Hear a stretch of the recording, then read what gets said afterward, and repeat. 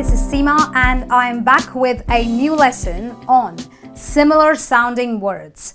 Well, we've already seen that a lot of words sound similar, but their meanings are completely different. Well, I have a new set of words for you. Let's begin with the first one, which is excited, as opposed to a similar sounding word pronounced as exited. Well, what's the difference? Excited means nothing but being extremely happy.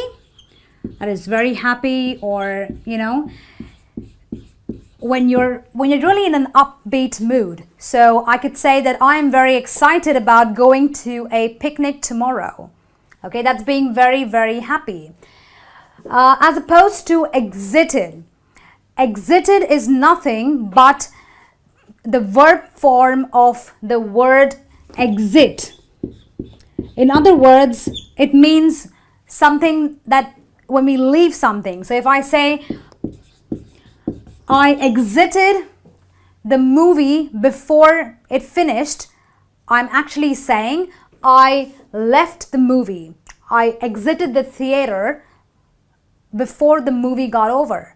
So exited is nothing but the verb form of the word exit, meaning to leave.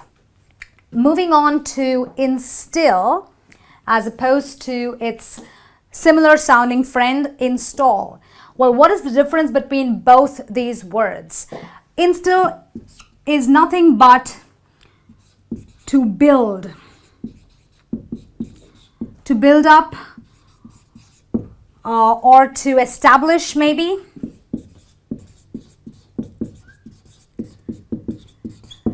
However, the funny thing is that the meaning of install also is the same. So what exactly is the difference? Or is there really a difference? Yes, there is. Instill means to build up or to establish feelings, thoughts, or even attitudes. For example, I could say, I heard a very good teaching on love and forgiveness, and it instilled the feeling of love in me. It instilled a good feeling in me. So it created or built up an attitude of being a nice person in me. Install also means to build up or to create or to establish, but install has to do more with physical equipment.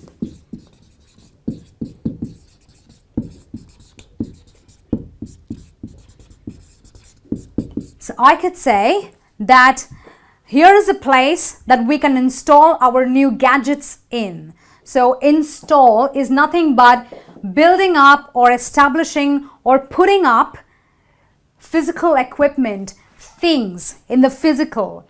Instill is pretty much the same meaning, but the only difference is that it deals with feelings and attitudes that are built up in a person. So this is more to do with physical, and this has got more to do with the mind. Moving on to lesson. Well, a lesson is a noun, and it's nothing but a teaching. So all of you are now learning a lesson. You are teaching, you are getting a teaching or a lesson on similar sounding words. What is lesson with the E? Lesson is nothing but making something smaller or causing something to decrease. I could say that a shot of morphine helped me reduce the pain I was undergoing. So, or you could have a tablet and says that it lessens your pain. So anything that decreases or makes something smaller is nothing but lessening. That is why you use lesson as opposed to a lesson. Moving on to minor.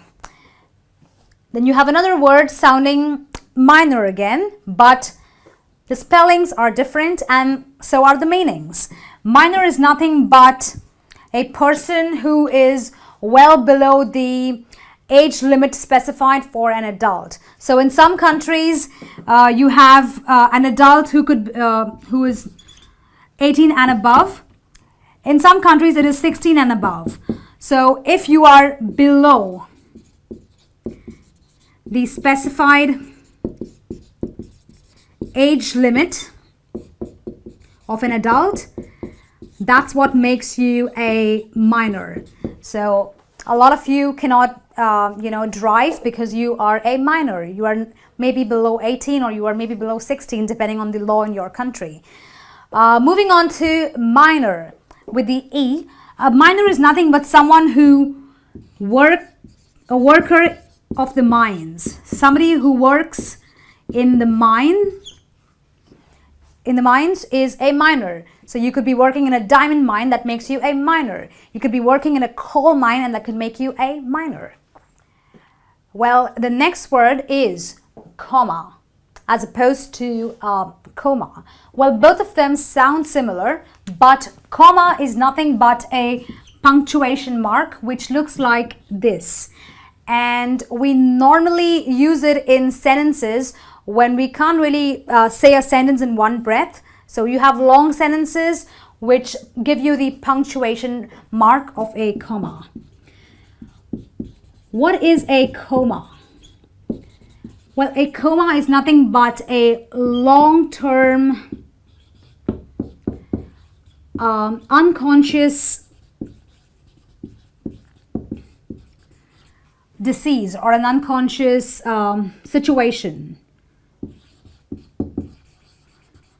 So a lot of patients who have met with, say, accidents, fatal accidents, they go into a coma, which is nothing but a long-term state of unconsciousness. So the other day I went to a hospital and I saw a patient in a coma. I don't say coma, but I say coma, okay, which is nothing but a unconscious state for maybe 6 months, maybe a year, even more, okay. Pace, what does pace mean? Pace is nothing but a part of. When I refer to something that is a part of it, so I can say, I want a piece of cake. So this is my cake, and I just want a piece of it. So I just want this portion. So I say, I want a piece of, or a part of the cake. All right. She took a piece of equipment and went to work. So a part of it. As opposed to piece, which spells P-E-A-C-E. What does that mean? Peace in this context is nothing but a state of calm or stillness. And this mainly refers to the mind. Okay, so if I say, I need some peace in this house, stop talking. So I'm asking for a state of calm, a state of stillness in the house. A lot of people indulge in meditation for want of peace and not peace. Moving on to pray. The pray with the P-R-A-Y, when you have an A in the pray, it is nothing but an act of meditation, or maybe some people call it conversing with God or with a higher power. So when I am stressed, I will indulge in prayer. I will pray. I will meditate. I will converse with God. Okay? But as opposed to that, you have a pray with the E-Y. And this has, this meaning could be in two different contexts. Well, pray as a noun could be a victim or an animal, especially, that is to be hunted, or somebody who is defenseless. It could also be a person. So if I am saying that the deer fell prey to the tiger, so you have a tiger who attacks a deer, So the deer was prey. So that's a noun form of the word prey. I could say that little children fall prey to sexual predators sometimes. So they are prey, the noun form, because they are defenseless children and they fall prey. As opposed to that, you have prey in the verb form. Well, what does it mean in the verb form? If I say, she fell prey to his charms, which means that she became a prey because he had a lot of influence on her, maybe. So verb is to fall, fall in the way of harm. Or maybe to falling prey is basically to be in a position wherein you can be easily exploited. So that is the verb form of prey, wherein we say praying or prayed. Okay, so you have prey in its noun and its verb form. Moving on to undue. What does undue mean? Undue is the opposite of the word due, meaning unwanted or improper. So I can say that my friend got drunk and was trying to get undue attention. Okay, some people say stupid things and try to get undue attention. So it refers to something that is really not to a person's credit, but still that person wants to get it anyway. Moving on to undo. Well, both words, if you say it, sound similar, spell different, and definitely mean different. So what does undo mean? Undo means nothing but being the opposite of the word do. So it means doing something in the reverse.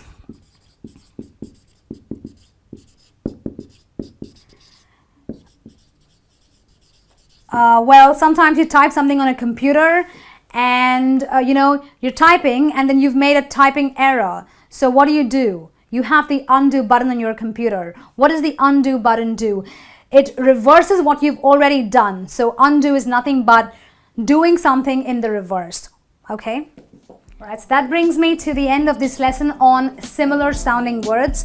I hope you've had a lot of fun, you've learned a lot, and I hope you can apply it correctly when you speak to people using these words. I'll be seeing you with a new lesson. Until then, goodbye.